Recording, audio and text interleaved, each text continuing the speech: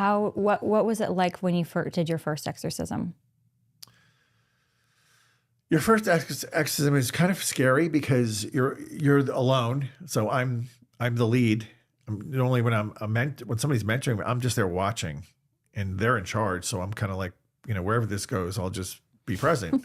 But I don't have to think about it. I'm just watching. But the first time you're there and there's nobody coaching you, you're always a little nervous. Like, I hope I'm doing this right. And the first one I did, the woman was not getting it. It didn't seem like anything was happening. She was just writhing on the floor in pain and contorting her neck and her body limbs and screaming and sweating and foaming at the mouth. And I'm like, I'm getting to the end of the rite where you pray the prayers of gratitude. And I looked, her pastor was in the room with me, and I look at him and I go, we're just about done here. And she's not better. Like, do you want to keep going, or should we reschedule and do this again? Naively thinking like I could just keep going until it's out. Like that's something that was just complete made up in my head. Until the devil or the demon is Yeah, out. oftentimes it doesn't matter how long you go, it's not leaving the first try. Just the way it works. Sometimes, but not always.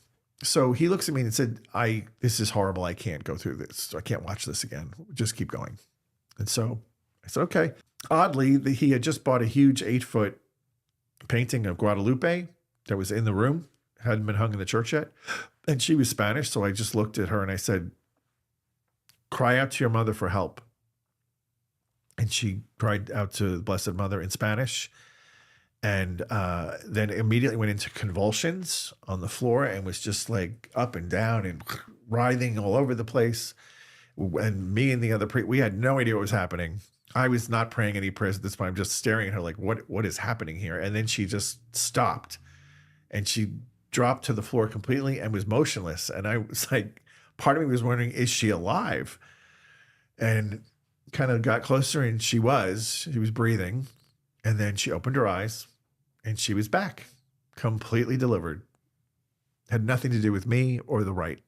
It was all Our Lady.